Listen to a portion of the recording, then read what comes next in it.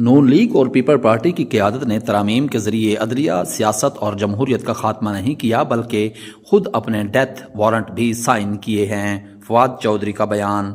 سابق وفاقی وزیر فواد چودھری کا کہنا ہے کہ نون لیگ اور پیپل پارٹی کی لیڈرشپ نے 26ویں اور 27ویں ترامیم کے ذریعے عدلیہ، سیاست اور جمہوریت کا خاتمہ نہیں کیا، خود اپنے ڈیتھ وارنٹ بھی سائن کیے ہیں۔ ایکس بیان میں انہوں نے کہا، 3 سال میں پاکستان کی سیاست میں دونوں جماعتیں اور ان کی لیڈرشپ مکمل طور پر باہر ہو جائیں گی۔ ان جماعتوں نے اس شاخ کو ہی کاٹ ڈالا ہے جس پر وہ بیٹھے تھے۔ کوئی احمق ہی ایسا کر سکتا تھا جو ان جماعتوں نے کیا۔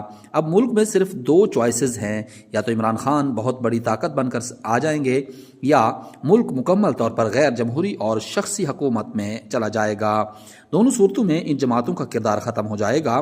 ان آئینی ترامیم نے 8ویں ترمیم کے خاتمے سے جو بیلنس قائم ہوا تھا اسے بلا کے رکھ دیا ہے۔